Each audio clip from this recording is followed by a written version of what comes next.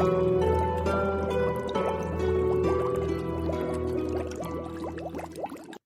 bitches! Welcome to episode 91 of C3 Crystals, Cauldrons, and Cocktails. I'm River. And I'm Wren. And today we are going to talk about ancestor magic. Woo. And we don't have a special drink today. What are you drinking? I'm drinking Diet Pepsi. Well, I made myself a cosmopolitan because I wasn't going to podcast without any alcohol, but we had no time to set up I think you guys, we are working on this cocktail book and are starting to, so we don't have any new cocktails. We're trying to get the measurements and stuff down on the ones that we've had before. So we can get that cocktail book out for you guys. Yes. That one it's sort of top priority and our main focus, but not really, because I recently just updated our website again. Yes. And then I have been working on our YouTube channel. Yes, that's right. As we speak, and hopefully by the time this comes out, the rest of them will be posted and we will be completely up to date on YouTube. And so that's episodes 1 through 90 as of right now. And then 91, when this comes out, will hopefully come out when it's posted. At the same time. Yeah, hopefully so. It should. Mm-hmm. Oh, and it's Letha today, the day that we're recording, actually. Oh, so yeah, it is Letha. Happy Letha. You know what?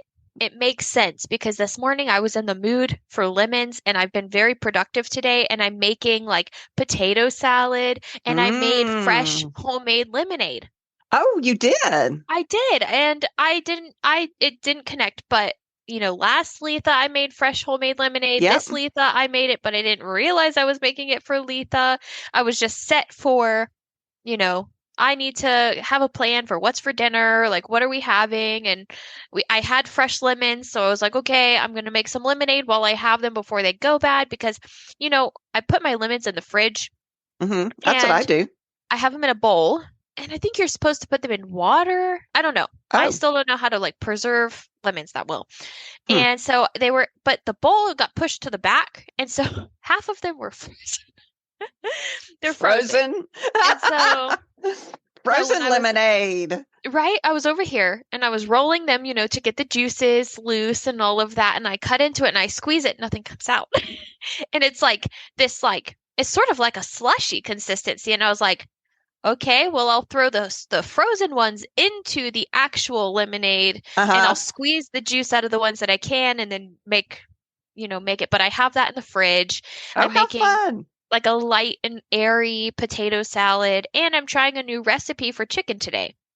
Nice. So all is well. Also with lemons. Yeah. Yeah, it's also with lemons. So okay. So hope you all, by the time this comes out, it won't be Letha anymore, but hopefully you had a wonderful Letha. Mm-hmm. And it's raining here, so I couldn't watch the sunrise, and I won't be able to see the sunset because it's raining all day, and it's actually kind of chilly. Well, chilly. I say chilly. It's 72, which is cold for June in Georgia. So it's not really an outdoorsy type Letha day. Plus my husband's out of town. My kids all have activities going on. So I'm actually home alone, which is unusual. I know. Yeah. Wow. Now you get to relax and just, have a cosmopolitan and enjoy myself. Yeah, I'm over here. I mean, I'm kidless, but I'm still, I have hectic days. No, I've been trying to wake up early in the mornings because, I'm still unemployed. Yeah. You know what I'm thinking? I think you sleep late, girl, as long as you can, because once the real world starts, there will never be a time. So you enjoy this moment. I know, but I feel like I'm not getting anything done. Like I'm not getting anything done for the podcast. I'm not being productive in my day. I haven't been working out like usual. Like I'm just all over the place with my stuff. And usually when I have a longer day, I get things done and I have more time to do stuff. But when I sleep through that time, I don't have any I just I can't do it. I have felt overwhelmed. And so when I did my tarot draw this morning, I got the 4 of Swords, and it's like, girl, take things just one thing at a time. You're overwhelming yourself. And I was like, you know what? You're right. Because I've got lists upon lists of stuff I've got to get done. And I am overwhelmed. And so I tend to not do anything rather than doing something. And the Four of Swords came up and it was like, focus, just do one thing at a time. Take care of yourself. You're going to make yourself sick if you don't, watch out for yourself. And that was exactly the card I needed today. And so I have gotten a lot done today. That's one good, thing yeah. at a time. One thing at a time. Yeah. No, and we have a whole list of things we need to talk about for the podcast. Oh my gosh. But let me think. What did I do? I did a lot these past couple days to get everything updated and refreshed. You were working on our Instagram. You've changed the color scheme on Instagram. Yes, we have changed the color scheme. So now it's like a new season, So now it's and I think it'll be cool when you scroll through like each, part, it will be like a cool, like little different color and all of that.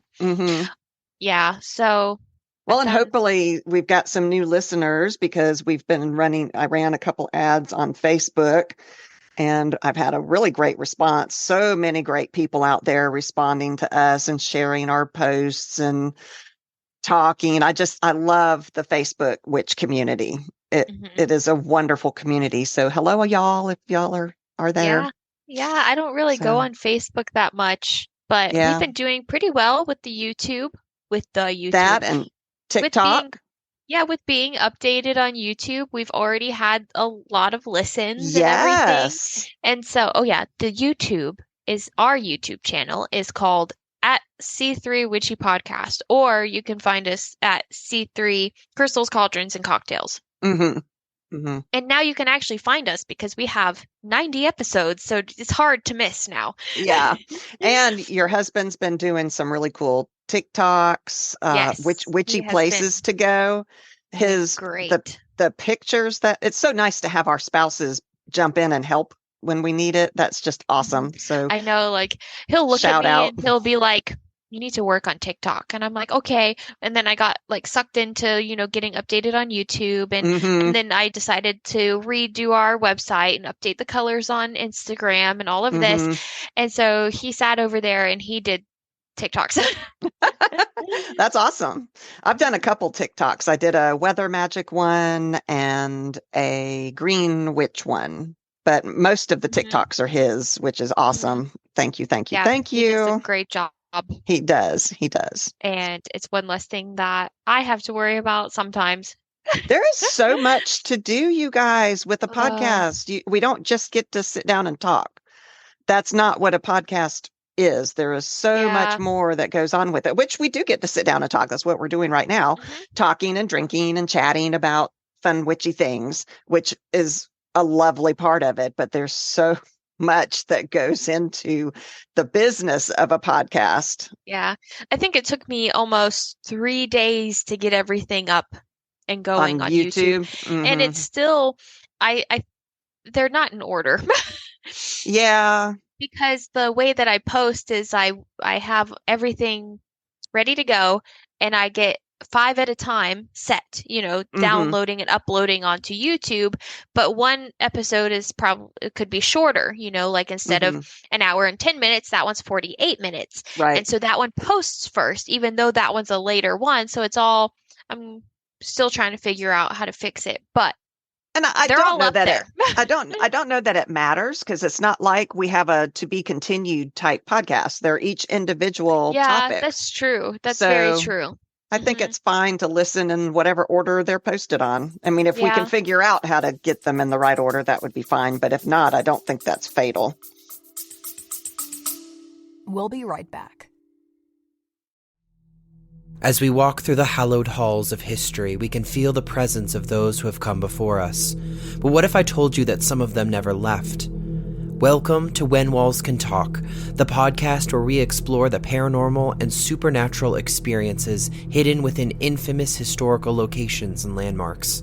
I'm Jeremy, your host and guide through the eerie and mysterious tales that lurk in the shadows of our past. So if you're ready to step back into time, embrace the unknown, and explore the hidden world of the paranormal, join me on When Walls Can Talk, the podcast.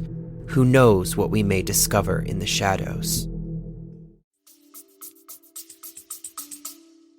Yeah, and yeah, you're right. But now, from now on, since we're all caught up, though they will be in order because we'll try to get them posted as From soon now as on, yes, scheduled. yes. Yeah.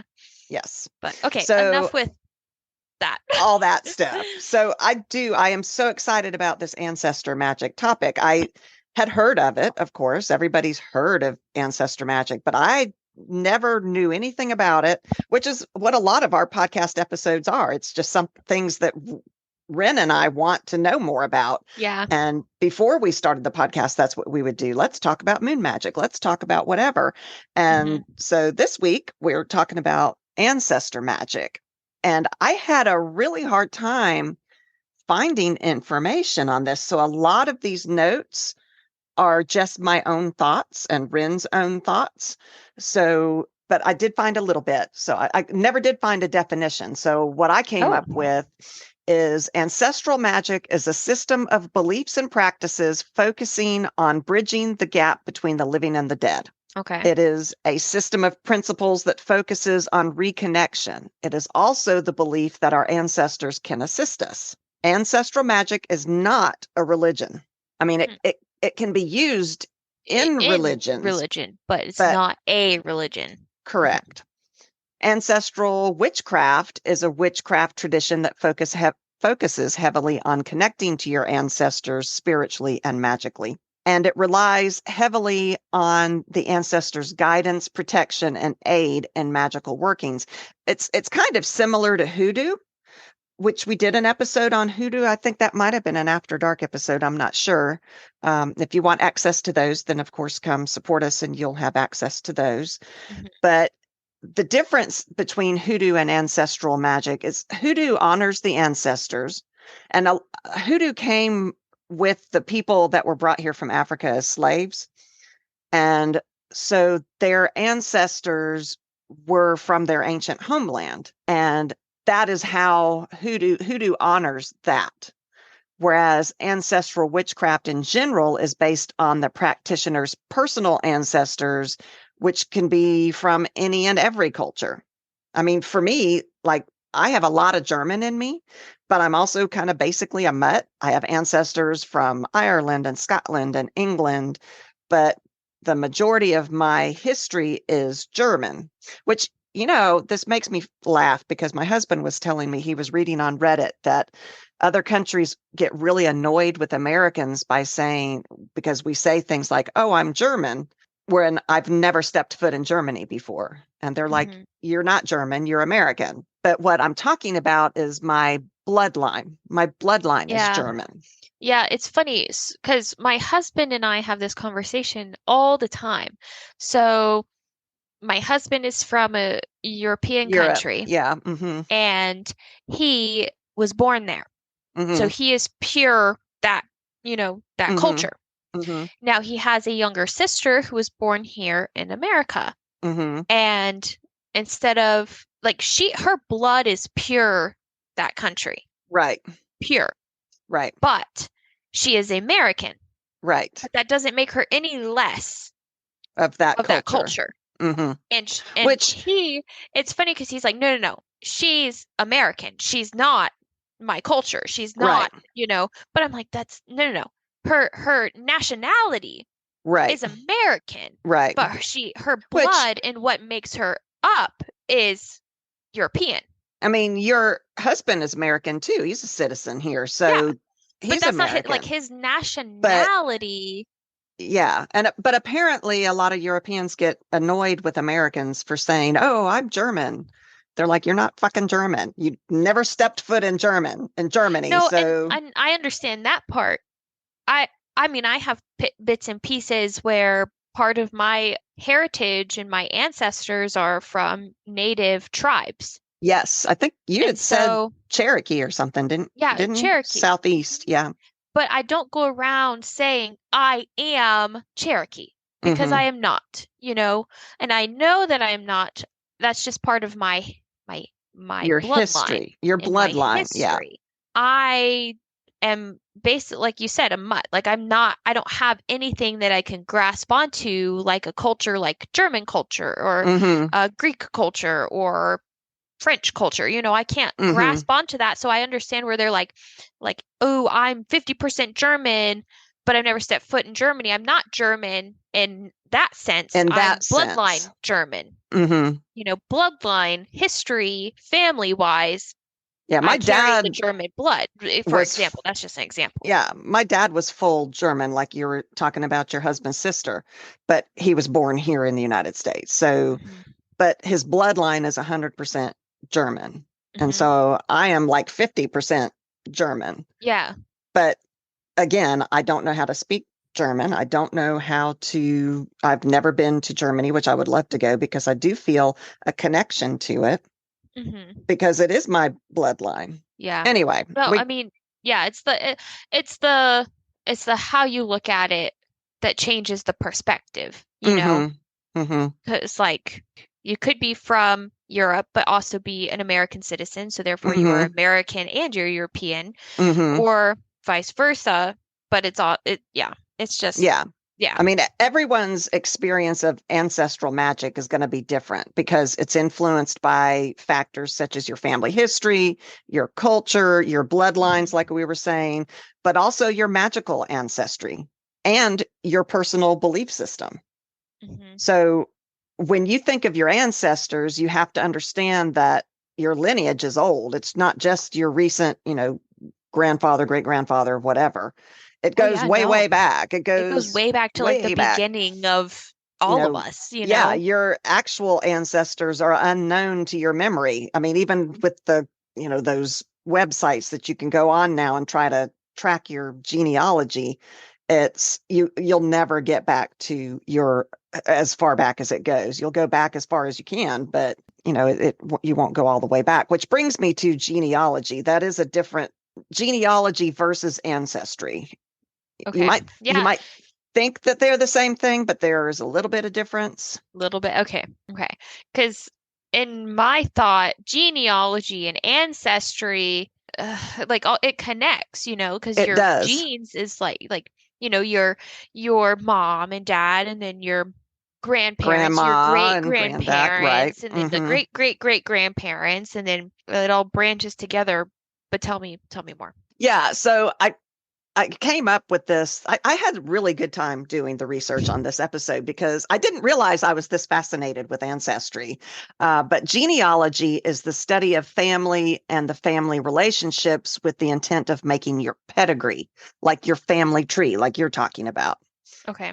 Genealogy, along with DNA evidence, are used to document relationships between individuals in order to understand and construct that family tree, that pedigree. Family history is the study of the lives, relationships, and the history of a family with the goal of understanding each ancestor's life story. You're looking at more than just the DNA with ancestry. Genealogy is like looking at the science and genetics of one thing is the genealogy.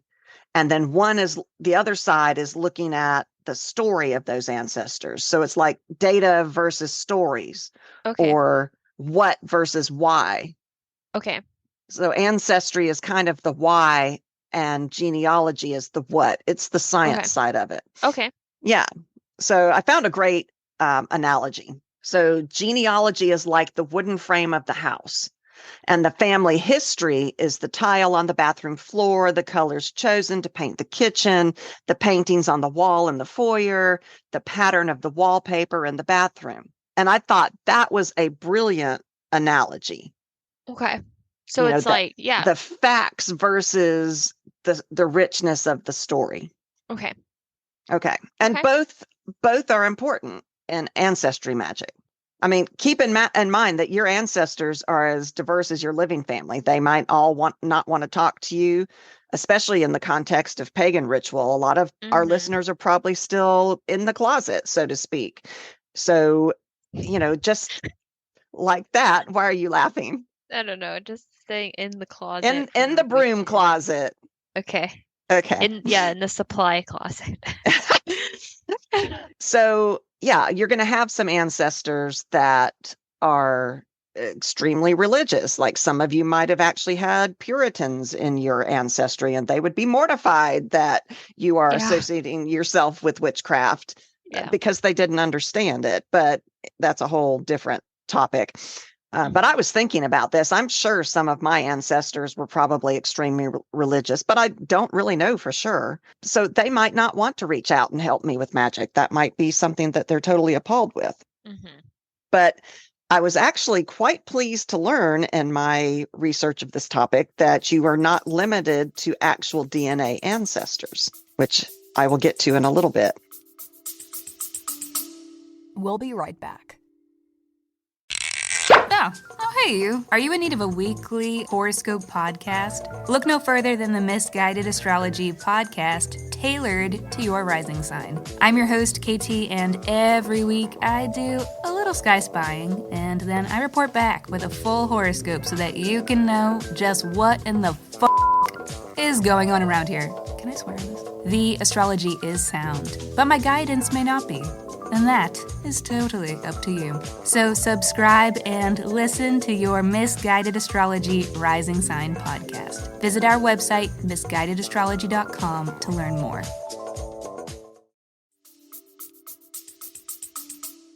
Okay, because I have something off of that where I read something and it said you are only allowed to work with DNA ancestors. Well, what was that episode? Good Cosmopolitan. When we were talking, it might have been an After Dark episode, but we were talking about reincarnation.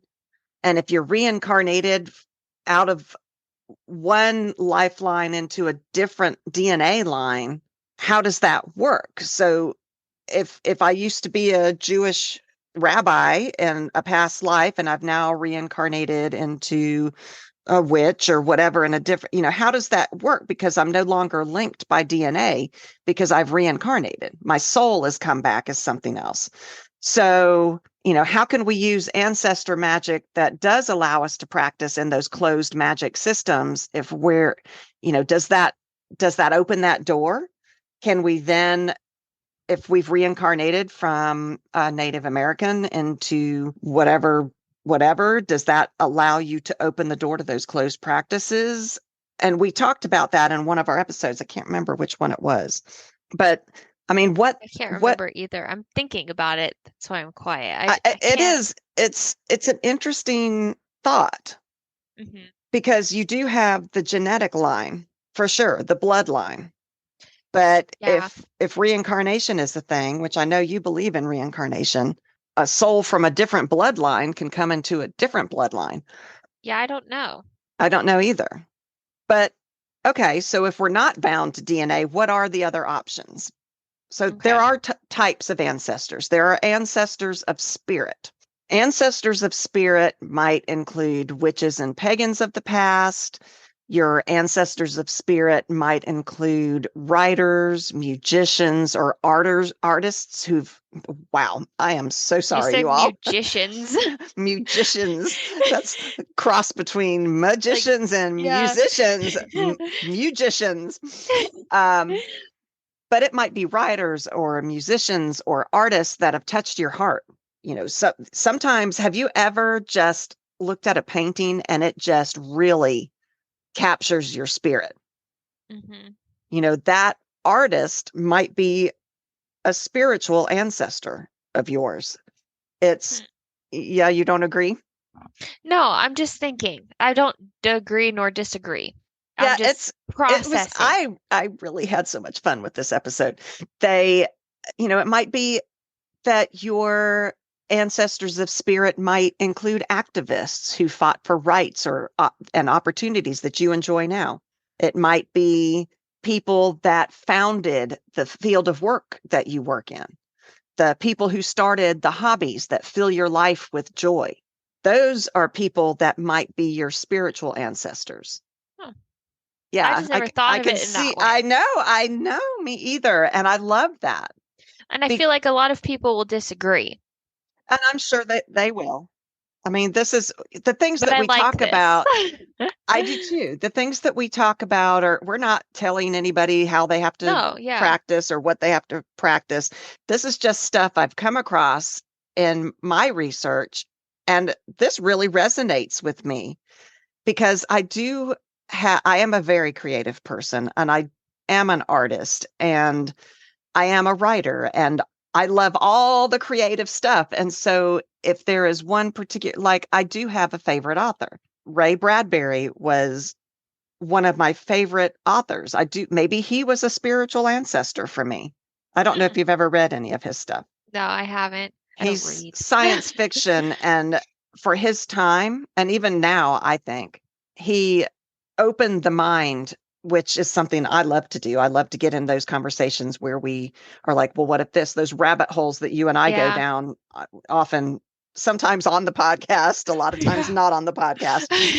But so maybe Ray Bradbury for me is a spiritual ancestor.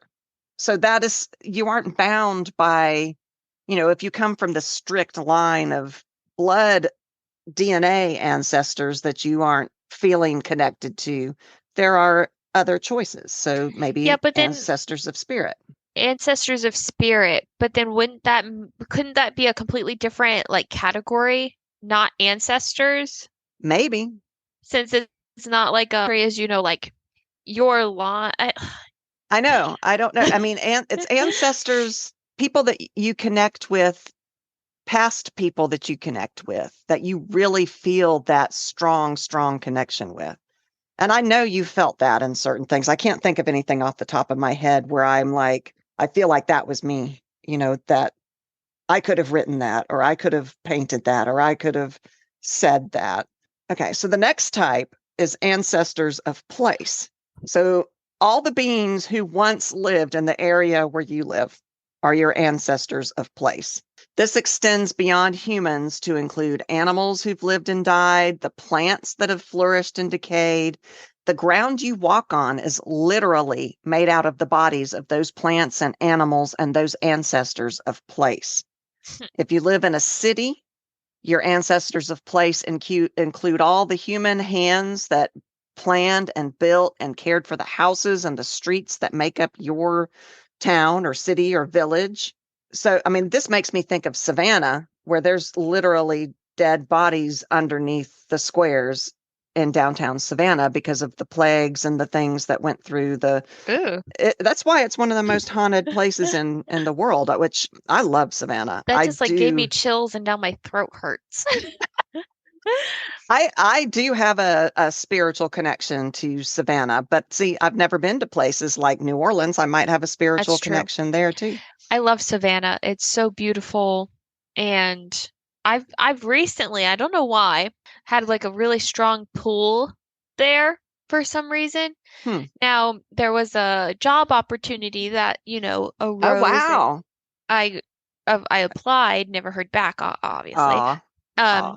But it was in Savannah, Georgia, and the idea of just like living there and thriving there and being in that atmosphere, and especially with the vibes that Savannah, Georgia puts off. Yeah, that energy is something else.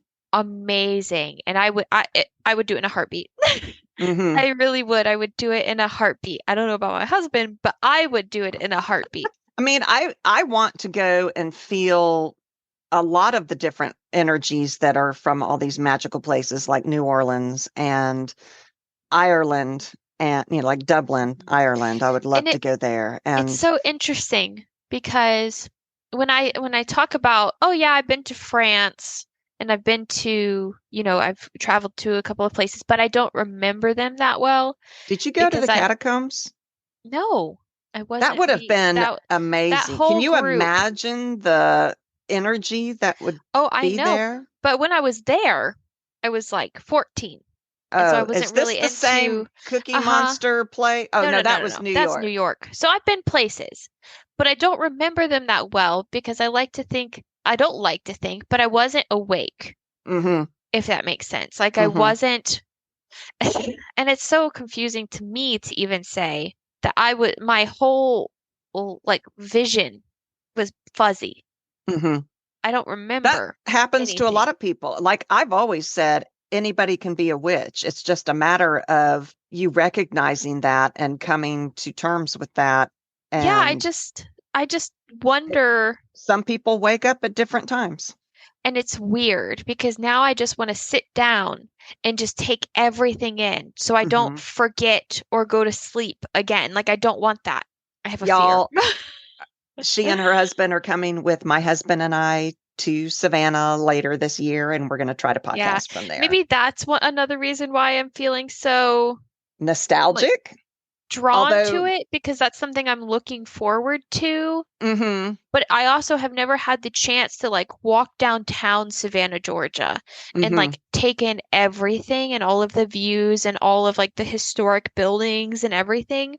Oh And gosh, with so, your art history, your so SCAD there would be something I bet you would love to yeah, go see. I Yeah. would love to, but it's not something that I've ever done before, and it's not something I've ever thought to do before. And so I'm super excited. And I think a part of that is me being, I hate using the phrase awake, I know. because I've been It's here. got bad connotations right now, which I don't Yeah, but understand. I'm it's like, would you also rather like be asleep? I don't understand. I'm awake to things around me that I hadn't noticed before. That's what I mean when You I have say awake. spiritually awakened. But at the same time, I just feel like my whole childhood and everything was so muddled because like I don't know, like I couldn't Like do protected things. or I don't know. Like any experience that I had, it was just like I like to I like to joke with my husband that I'm an NPC in a simulation that is like non-conformative anymore. Like mhm. I somehow have this awareness that nobody else Oh, has. what was that movie with Ryan Reynolds? I don't remember. I did see that. It was pretty The good. normal guy or the blue guy or Good the blue guy shirt or guy or the something. good guy, something that I understand what you're saying. Yeah, but He became awakened. that was in Yeah, like a slapsticky, joking kind of it way. was, but I'm not you, trying to be funny. I'm trying oh, to like I'm literally I don't mean to no no no no have you no that ha no think no that I no no was no no no no no okay. no no no that has nothing to do no. That's a good analogy, Okay. but it's just like I don't know how else to explain it. Like I like tell my husband I feel like an NPC that's You has have, I mean, cognitive, and like whenever I try to think about a time when I was still an NPC, it's all fuzzy. I talked to there was a witch over in England that I was talking to, and he was saying I was explaining our relationship because I am older than you are, and it's such a quirk on how we met and how we bonded. And he's like, "You're her spirit guide." And at first I thought, no, I'm not a guide. Who am I to be a guide? I don't even know what the hell I'm doing. How can I be someone For real. else's guide? For But real. he was like, no, you helped her reach that, not awakening. He didn't use that term. I don't remember what it was, but I somehow helped bring you into what you are. I was a catalyst, maybe. I don't know. I think Maybe.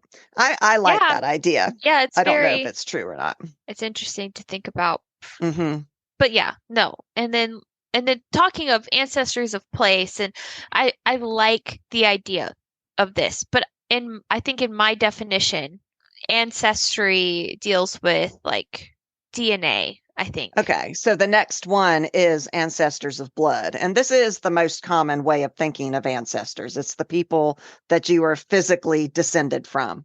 Yeah. Their bones are your bones. Their blood goes through your veins. But I do And really like the idea that like reincarnation, and I have that strong connection to Egypt, like so maybe I have some Egyptian ancestors from when I was in that bloodline. I think that's so cool. And maybe maybe you really do have Egyptian bloodlines too. I don't know. You'll have to do a DNA test. I don't know. I don't think so. I would like to do a DNA test and see. Yeah. I mean, I know I'm a good portion of Germany. So what is the rest of me? Do I have Native American blood? Do I have Egyptian blood, Middle Eastern blood? I don't know. Yeah. I don't know. Yeah. But the ancestors of blood is that family tree concept. You're the child and the grandchild and the great great grandchild of the people that survived at least long enough to reproduce. See, So and I don't want to discredit anybody who believes the above, because right. just because you view it one way doesn't mean it can't be that other way, because you're not limited upon just what you believe. I just worry that my ancestors of blood would be super appalled at the witchcraft thing, at least until we, Well, that's you why know, they're dead. They're fine. That's true. But there was this time, you know, there's ancestors prior to those ancestors too, prior to the religion thing. Yeah. That maybe I can connect with. Yeah. You know. Yeah. I mean, I didn't want to talk about this stupid TikTok, but there was a TikTok that I saw while trying to research some stories on this topic on ancestral magic, and there was one that just really agitated me, and I don't get agitated that much. Y'all, like, she texted me and said, I'm agitated. I'm like, what the hell's yeah, going on? I was like, I am annoyed. And the way I phrased it, I was like, no, I'm not annoyed that I'm doing notes. I'm annoyed at this one video that I saw, at the video itself. Because this person, they were talking about how ancestors, and I know we're going to get more into what ancestors ask for and what, you know, how to practice with ancestors and blah, blah, blah. But it was one, and they were talking about you have to give the ancestors what they ask. And then they went into be like, oh, well, if they ask you for something and you can't financially provide, they understand that. But when you can financially provide, you give it to them. And then there was one where they said, if you're vegan and your ancestors ask for something that's not vegan, you need to give it to them. And it rubbed me the wrong way, because that's not what magic is about. One, you know, the whole you can't tell me what to do has always been a problem for me. Exactly, me too. Like, I don't tell me what to do. But first of all, like, if you're practicing with these ancestors, they know you. You know, well, and they're there to aid you. Yeah. We're not there to aid them. Although I will talk about there are ways that we can aid our ancestors. And that's completely fine. But the way that this person came across in their video, as if like a vegan person who's not comfortable with meat or whatever the circumstance, and you have to provide it to your ancestor in this whatever you're doing. I don't agree with that. I agree with you that I don't agree with that. I mean, if you agree with that, then that's okay. But the way that the person came across in their video, and the amount of likes and influence that person could have on people that don't know that you don't have to do anything that you're not comfortable with. That and I want to say it was coming from a platform that was very progressive, and consent is consent, and blah, blah, blah. And which yet, I agree with all of that. And I agree with all of that too. And yet you're sitting here saying you have to do something just because an ancestor said it, even if it makes you uncomfortable. Where in the form of consent is that? Yeah. You know? No. And so it was it rubs me the wrong way. And so I just want to make sure that everybody who's listening, and anything else that we talk about here and in the past of our, podcast, you don't have to do anything you don't want to in magic. It's the way that you practice, and it's the way that you're most comfortable.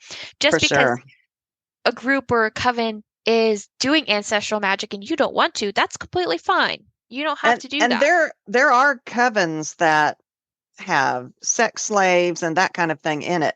You have to determine for yourself what your magic looks like. Yeah. And so you have that right to look for that. Exactly. We had talked before we started recording that not a lot of people understand that your magic is the way you make it. You don't have to have all these books. You don't have to even touch herbs. You don't even have to do anything with moon magic. You don't have to do anything about that if you don't want to. That's right. And so it's what touches your soul. It's all about your soul. Yeah, we talk a lot about your intent, but it's also, you don't have to do it if you don't want to. Like, if you don't want that a part of your practice, you don't have to have that. And I think my eyes were opened a little bit when I saw that TikTok, because of how much influence that person had. And I don't know if some people understand that they don't have to do that if they don't want to. And the way the Yeah. person came across was very, I'm very Ugh. open-minded. And so when I talk to other witches and when I see their social medias, I'm expecting them to be open-minded and welcoming and as well. And there are some witches out there that are controlling and that do try to make you do things in a specific way and I think that's why there's cults, because there are people out there that need that think they need that kind of it fills some kind of hole within them. And I think that's a very dangerous thing. So try to keep your eyes open and do what is best for you. yeah. And if you want to follow these strict rules, then that's okay too. Yeah, I mean, a lot of people do love strict magic, It's hard ritual because magic. it's like if you want to follow what that person said, that's a-okay. You know, if you're Mhm. vegan and your ancestors asked for a hamburger, that's just a Right, you know, example. But and right. if you're comfortable with that, then And you if can you do that. feel, you'll listen to your gut. Your Yeah. gut's going to tell you if your gut's telling you I'm not comfortable with this, then listen to that. But if your gut's Yeah. like this is right, this is what my ancestors need to help me, then that's fine too. Mhm. Yeah. Just be aware, be self-aware. Yeah. And I mean, off of that, I want to talk about dealing with these sort of problems in ancestry magic. Like the super Christian ones that we might come Like, across. no, like problematic, you Okay. know, problematic ancestors. So if there is an ancestor who Oh, knows that you're vegan and they're still over here, I want a rare steak, haha, whatever, Mhm. whatever it may be. Mhm. You don't have to do that if you don't want to.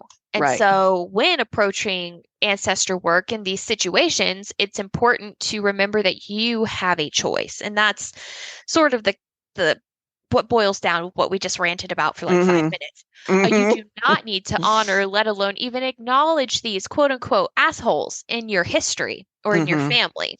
Mhm. So if these people are of the past and you know that they abused, your great grandfather, blah, blah, blah, and they want to Mhm. work with you, you do not have to work with them at all. Mhm. Abusers are not entitled to anything, I agree. dead or alive. And, So, keep in mind these problematic ones might be hoping to have a door opened so that they can do more harm, and yep, don't let yourself yep, be that yep. door. So you are absolutely allowed to pick and choose what ancestors you want to, Mhm. acknowledge and hone their power and honor. Mhm. And this website in quote says abusers deserve to be forgotten. And I just thought I love that. I like it too. But it's also like it's just wishy-washy, because Mhm. you yourself could be an abuser and you wouldn't even know it if somebody doesn't communicate with you, or Mhm. we always try our best, but everybody flaws sometimes. And in this case, with the problematic ancestors, Mhm. it says people who were assholes in life are they rarely stop being assholes in death. That's a good point. So just as we work through these things and we grow and we see things differently, it's easier to block out, these types of ancestors if we're working in this ancestor magic. Mhm. So just be mindful, and you do not have to do things that you're uncomfortable with Yeah, I think that's a very in important any form of magic. point. Yeah. But especially, that video just rubbed me the wrong way. Mhm. It really did. And so, Well, I have a problem with people who think they know everything anyway. None of us know everything. yeah. And we might have opinions, but that Oh, doesn't mean yeah. we're right. It And doesn't mean we're so right. I have a So, hard time with anybody who tells somebody you have to think this way, you have to do these things, because no, you don't. yeah. So, given all these horrible things we just talked about, why would you want to practice ancestral Sorry. magic? Some of the ways that our ancestors can help us is to connect us with the natural world. They can help us find our power. I mean, if we're struggling, now that they've passed, they have knowledge of things that we don't have knowledge of. They want their future generations to prosper. There is no one who says, I want my line to die right now. I'm going to kill off all of my descendants because they want us to succeed. They can provide us with guidance and wisdom, which I think personally, to me, I think that is the number one reason to practice ancestral magic. Yeah. They can help us heal from trauma. We can heal ourselves. Often the pain that we have now, this was an interesting website, is tied to our ancestors because of things that happened in the past. So working with them can help us heal ourselves and help us move forward. You were talking about molesters, that kind of thing. We can heal our ancestors and our beloved dead. If they can assist us, we can also assist them. It's kind of a reciprocal relationship that we have with our ancestors. And we have the ability to help them just like they have the ability to help us. If they were murdered by their abuser, if, we can help heal that, which can help heal our future generations. Mm-hmm. We can, heal those generations to come. What a great gift that would be to relieve our future generations that we're ancestors to. Yeah. If we can get rid of that excess baggage that the family's been carrying because of this abuser or whatever it is. That's very true. We can heal the world, honestly. I mean, we're all interconnected, I think. And so we can help everybody by using ancestor work. Another site had some really good reasons. It said, first, these are the people that paved the way on this planet for us to be here. Many of them put their blood, sweat, tears into their lives. They were fighters. They were survivors in order to ensure that their children could live, to ensure that their children could have children. Our ancestors have made it possible for us to be here.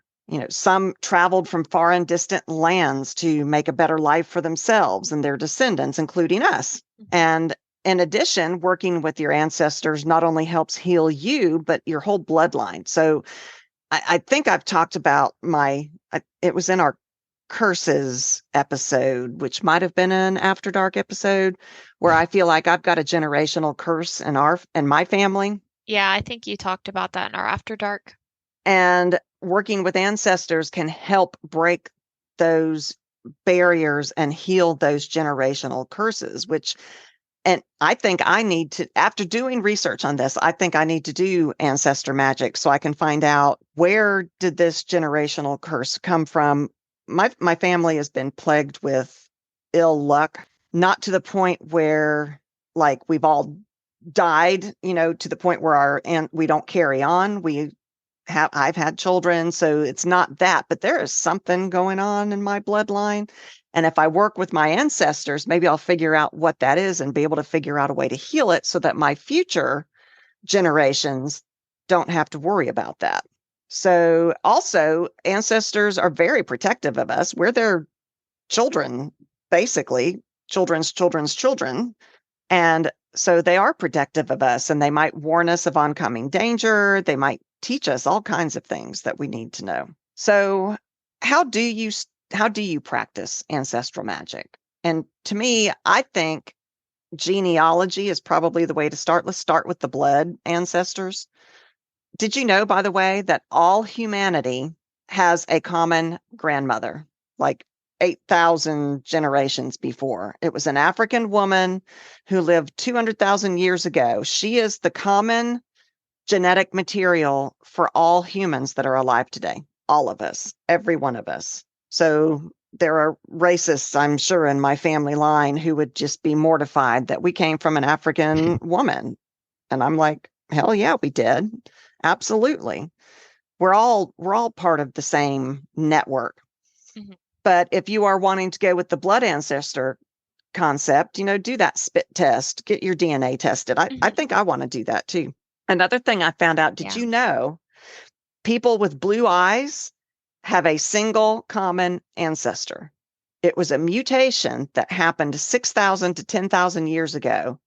Up until that time, everybody had brown eyes, which brown eyes is still the dominant trait. So to have blue eyes, that means you have to have recessive traits on both sides. What about, if you have blue eyes, all of your relatives are related? we are back to 6,000 you to are all 10,000 years ago. related. Just like all of us are related back to that African woman 200,000 years ago. But all of those were brown-eyed up until that genetic mutation that happened between 6 and 10,000 years ago.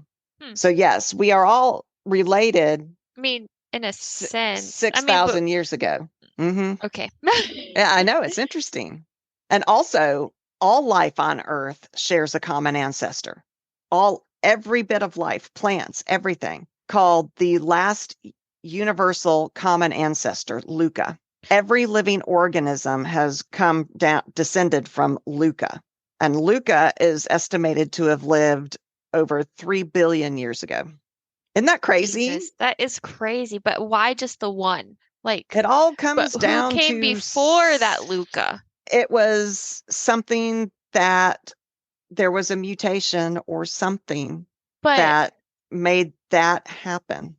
I know. It's fascinating. This takes more research to go into. I am not a scientist, so I don't know.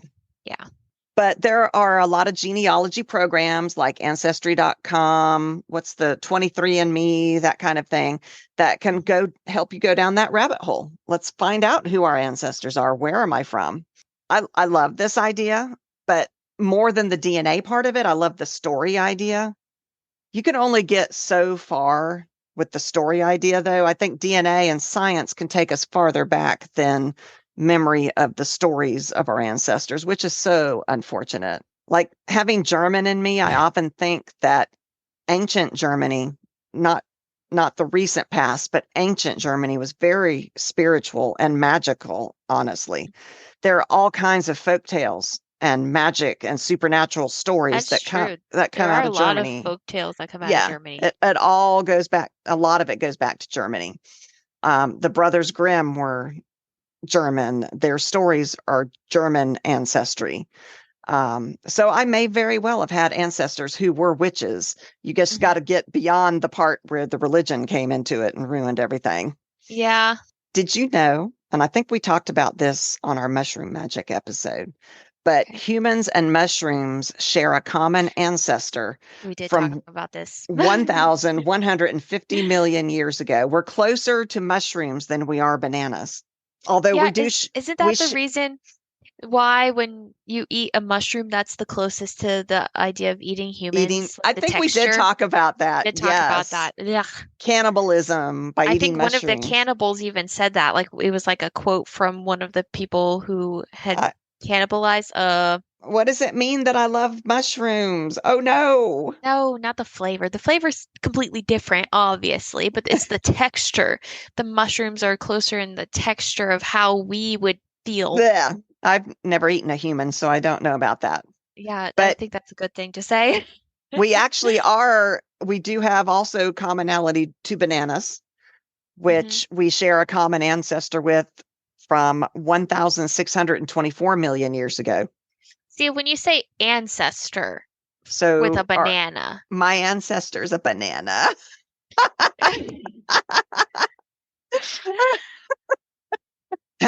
Okay, moving on. I was going to try to make a stupid joke like, what was their name? Banan. But Banan. Banan. But that just, it's funny in my head, just not out loud. But if you want to explore ancestors of place, then research is a great place to start. You know, what is the history of your town? What is the history of where you live?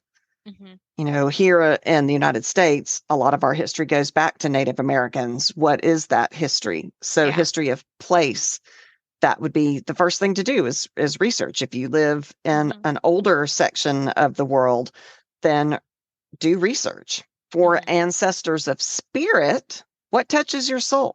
What ancestral figures connect to you? And what artists seem to be, quote, you?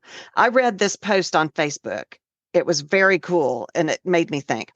It was like, how many of us are reincarnated and looking at our own art or reading our own books that we no longer remember doing in a previous life? Because there is art that like truly touches my soul, and there is words that I read, and I mean, it just like makes my mind What if that was because it was an ancestor of spirit that wrote it? Or what if it was me reincarnated? Oh, I like that idea. Yeah, who wrote that? What if Like I my wrote ancestors, just me, but from a past life. that? Right? And they're looking at me going, I taught you better, you dumb dumb. I mean, it could have been that if something touches you like that, maybe it's either an ancestor or it could have been you in another life. Mhm. I mean, that's just crazy. I like that one, but I mean, that says the person who only really listens to herself. So, Okay, Wren. yeah. So for place ancestors, research the town, like I said. You could also research the place where you're born because it might not be where you are now. It might be where you were born, which is how astrology works. Astrology looks at the stars at the time that you were born. It could be a place that makes you feel, it makes your soul sigh. Like for me, that's the mountains. A lot of people, it's the beach, it's the ocean. You know, some kids are just born water children. Some children are born mountain children. And maybe that's because we have ancestors of place in those things. Okay, so once you have found the ancestor group that you want to connect with, what do you do next? So one of the first things that you could do to help you become connected to your ancestors, I got this from stormjewelgifts.com. Create an ancestor altar. Think about how we're trying to build a relationship with a living person. We often invite them to dinner or have them to a party. Well, we do this same kind of thing with our ancestors. We build them an ancestral altar, which creates a space for them where they're welcome in our home. It can be simple as a table with a candle. It could be photos of loved ones that have passed away that you are connected with. For ancestors of spirit, items connect you with that spirit. Like if it's a writer thing, maybe a pen and ink. If it's an artist, maybe a paintbrush, maybe a journal that you could paint in. Whatever it means something to you and your ancestor. For blood, maybe try to find that birth certificate. Ancestry.com is a miracle and what it has nowadays because of the amount of people that are putting stuff into it. You might be able to find a birth certificate for an ancestor that means something special to you, someone who was brave in a way that you want to honor, something that connects you. If you had an ancestor that was a healer, maybe you put bandages on your altar, something that connotates healing to you. It could be as complex as a full spread of magical tools and pentagrams, bells, witch balls, or it could be very simple. Sit at your altar on a regular schedule, maybe once a day, once a week, whatever your schedule allows. Thank your ancestors for what they've given you. Tell them about your life. I can talk to anything. I could talk to a tree. So I love to talk to trees, actually. You could talk to a brick wall. I could talk to a brick wall. So talk to your altar. Talk to the spirit of your ancestors that altar is for. And tell them about your life. Ask them for advice and then listen. And your ancestors may request something specific from you. They might want you to light a candle for them or burn incense. Maybe it is going to be a hamburger, but if you're not comfortable with that, that's fine. Yeah. They might want a small plate of the food that you ate for dinner or a glass of water. Offerings might be, I had seen on my journey through TikTok, it was cheap offerings or little to no cost offerings to you, but for your ancestors, and water was one of those. Water and spending your time with them. That's all they want, is they want to get to know you better and know you. So spending quality time. I mean, that's a great idea. Think of things that were important in their timeline. So, things that might resonate with them. For me, for my German ancestors, it might be the earliest spices from ancestral Germany, which were parsley, celery, and dill. So maybe I would put those on my ancestral if I'm trying to connect with that. So are you laughing at me? They roll their eyes like, oh, we've been through this. Well, I have now finished my Cosmopolitan, so you all are enjoying the byproduct of my drinking. Be patient and generous, and your connection with the ancestors will prosper. So this made me think about divination, because obviously they're dead. They know stuff now. So using oracle cards, runes, or tarot cards might be a way to talk to your ancestors. If you view your cards and runes as a direct line to your ancestors, you can dedicate a specific deck or that set of runes specifically to your ancestors, so that whenever you have a question, that's the deck you pull, or those are the runes you pull. They're only for talking to your ancestors. You can meditate, connect in a deeper way with the spirits of your ancestors through meditation. By opening our minds to their energy, we can connect with them and receive messages, which, y'all, we need to be aware of messages we get. I think this is a huge reason to journal every single day. I blocked mine out. I know. I feel like we are all getting messages. Our ancestors are all like smoking cigarettes going, oh my God, how are we going to make this girl figure it out? And I feel like if we journal and reread what we've written, we might pick up on signs or patterns. I'll get like a couple of TikToks like about the same topic in a row. Like it'll be like, do this. And I'll be like, I'll skip it. And it's like exactly the same, like, okay, skip. Someone trying to tell me something. Yeah. And then it's like the third one in a row, and I'm like, they're trying to tell me something, but I'm really not in the mood to listen. So then I skip it again. And I just know that they're just like, God fucking damn it. Right? Wren, you need to get it together and open your eyes. I'm trying to tell you something. I'm over here like, tell you something. I'm How over here much trying to more relax, can we give though. you? Like, I just want to sit on TikTok and scroll. I don't want to think about anything. I'm trying to be brain dead in that moment. So stop sending me signs when I'm not wanting them. I don't want the signs now. I don't want them right now. But by opening our minds to their energy, we can connect with them and receive those messages. And meditation is a great way to do that. It also allows us to espresso. Okay, express. Ooh, maybe I need a espresso martini. Espresso? You said espresso like 5 times. Espresso. Oh my. Espresso. Okay. Express our gratitude and wisdom to our ancestors and honor the fact that they have been through a whole bunch of shit and they're trying to tell us stuff. Let's try not to scroll past those TikToks when they're trying to tell us something. But you just got to pick your time. Pick a good time. They have to know. Ancestors, you got to know my brain, man. Not right now. No, you've been observing me probably for a while now. You should know when and when not to. I mean, I think the most important thing is really you create your own practice. That every witch is different, which I love about us. I love that about us. But then we are eclectic witches. We are not the ones that I do rituals, but I'm not in a coven where I'm bound by rules. I have a really hard time with rules. I like our coven with our Patreons and things where we are all just chilling and all of that. But it's a vibe. It is a vibe. Develop your own unique practice with the guidance and support of your ancestors. Don't forget to take time to give gratitude for their presence in your life. Respect them for all they've gone through. I mean, basically, their lives were probably a whole lot shittier than ours. Strive to learn from their experience so that you can pass that knowledge on to future generations. Ask for signs. Ask for messages.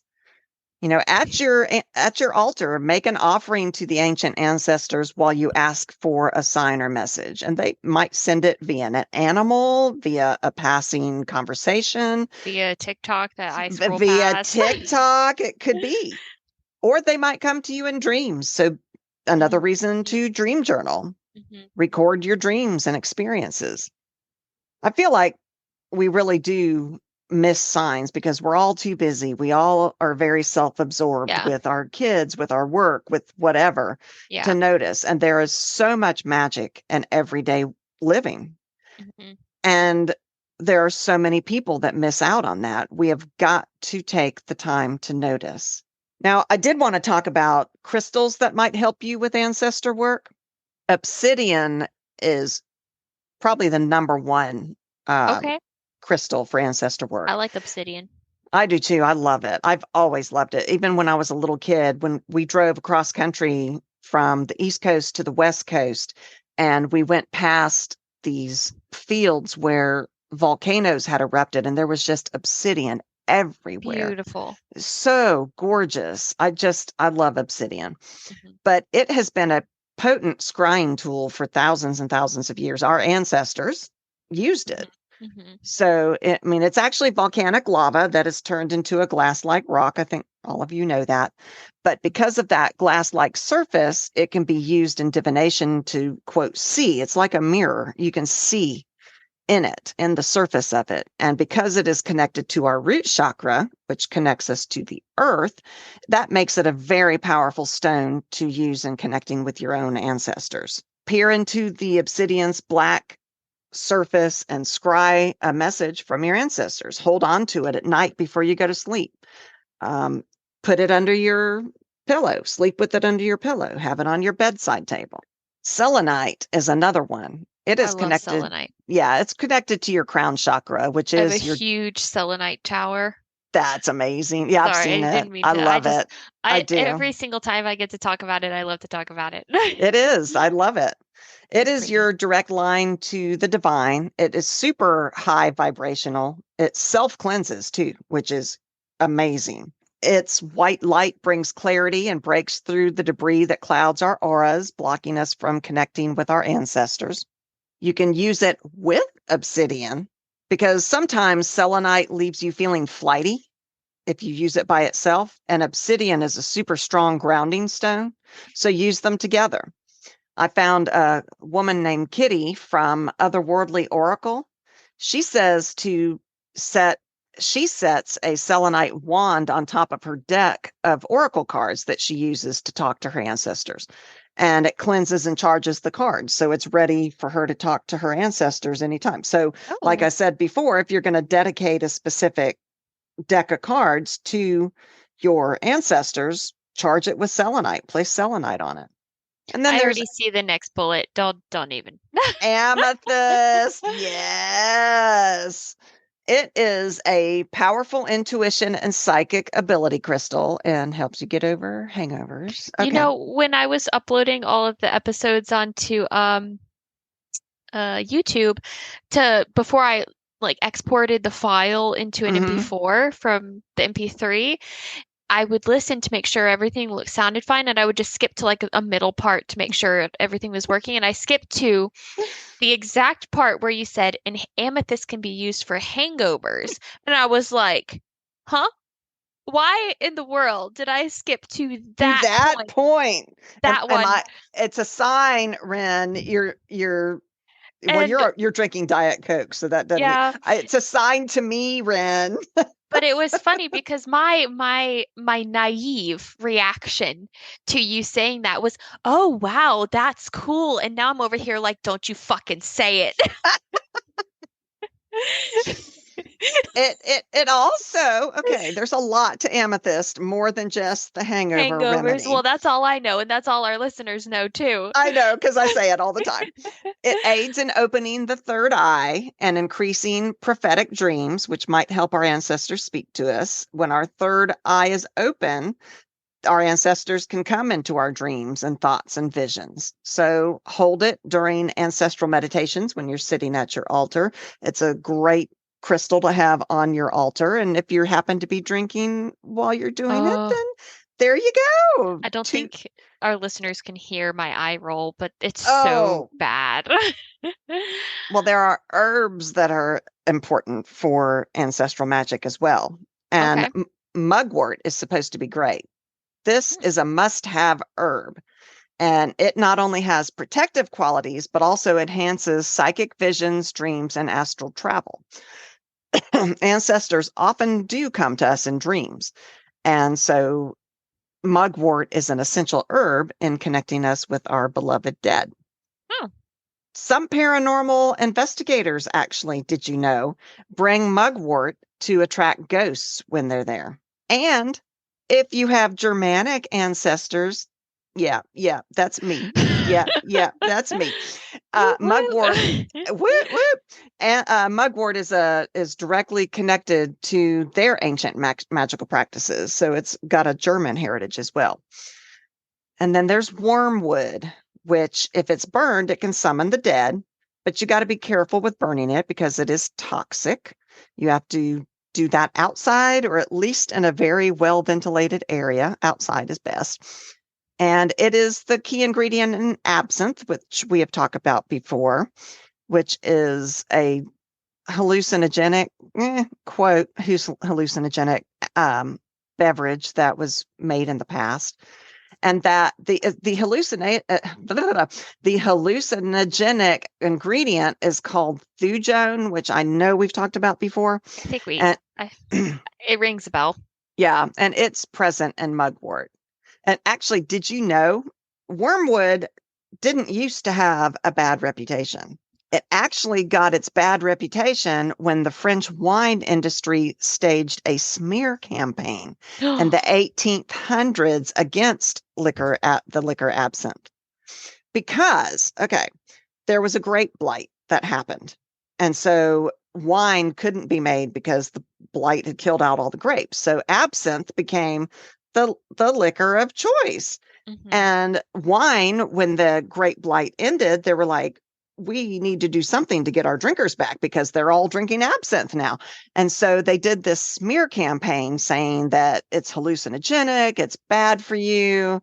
And so that was what led to the bad connotation of wormwood. Okay. Bay leaves are also good. Bay leaves have been known for centuries to enhance psychic abilities. And did you know that ancient Roman priests used to chew on bay leaves to acquire messages from the gods? Oh, bay leaves don't taste that good. No. And you probably have bay leaves in your kitchen. They're used a lot in soups and that kind of thing. I don't have bay leaves. Really? Yeah, I never really cook with them. I only craft with them. And do magic with them. We do have a TikTok that's what I meant. Oh, that was a craft. I see. I have it in my kitchen. But you can burn it, you can simmer it, add it to culinary dishes like soups, which is often I do soups and chilies and all kinds of crock pot things I use bay leaves in. And you can write your intentions on them and burn them like we did in our TikTok. Wren's didn't burn very well. No, it didn't. Which I can't remember if we decided why that happened or not. I think we decided that it wasn't that point in my life I needed to get rid of my anger, apparently. Go find our TikTok on it. It's very good. It's funny, yeah. But that's all I've got on ancestor magic. I think the key point is to do what works for you. Don't be influenced. I think with all magic, I think we took a good 20 minutes talking about that in the middle where it was just like do what you want. Do what you want. It's all about you. Yeah, do what you want. It's your practice. It's your life. Do what you want. That's it. I think so. Do you want to do the outro? Sure. I'm going to mess it up. Well, I don't remember what we're supposed to say. I've had a lot. You only had Diet Coke, so hey, it's okay. You're right. So, that's all we have. Thank you for listening. If you want to see more or hear more, check us out at www.c3witchypodcast.com because there you will find all of our links to our episodes, our social medias, which include TikTok, Twitter, Facebook, Instagram, and YouTube now because you can listen to our episodes on YouTube. And it looks really pretty because she just redid it. It looks nice, yes. And there's merch there. We have merch on our website. Everything's on our website. And our website also breaks down our subscriptions and explains to you what you get and what you're provided in both of our subscriptions. One is Patreon and one is Buzzsprout. Patreon, you get all types of goodies, including bonus episodes, spells, recipes. And then on Buzzsprout, you just get the episode because it's convenient and you can listen to it how you listen to our podcast. Yeah. Some people aren't interested in all the extra stuff. They just want to be able to listen to the After Dark stuff. Yep. In their car, on the same place, Spotify, whatever. So for sure. Don't forget to check out my Etsy store. That's where all a lot of our merch is done through my Etsy store. So we got a lot of merch there. It is www.batsandbaublesinc.etsy.com. Etsy.com. Yeah. You can find me on Etsy. It's Bats and Baubles. It's also linked in our website under the merch tab. Definitely. And I am working this week. I'm working very hard on adding new stuff. I've got familiar collars. I'm making incense holders right now. And any of your digital stuff, sometimes. Oh, yeah. You post little snippets on our Patreons. I did. And sometimes you even post whole things on our Patreon. I did. For the Letha, I posted the entire Letha planning thing for everybody for free on Patreon. On Patreon. So. And I guess Maven is next in September. So I will have a planner for people to help plan their Maven celebrations. I don't know that I'll be able to do the whole thing for free on Patreon or not, but you will definitely get a snippet. So come check that out. Support us, please. Yeah, in any way, share us, review us. Oh, share us, tell people. There is so much that you all would not believe that goes on to making this podcast. My favorite part is sitting here and just chatting with Wren. Yeah, but sadly, that's not the only part. No, sadly, it's not. So any help you can give us would be great. We love hearing from you. We have one patron who contacts us a lot, and we love hearing from him. We absolutely love. Yeah, we love it. I love every comment he makes. It makes me so happy when we get an email from him. Yeah. So thank you all for listening. We'll be back. We'll be back. And until then, stay witchy. Woo!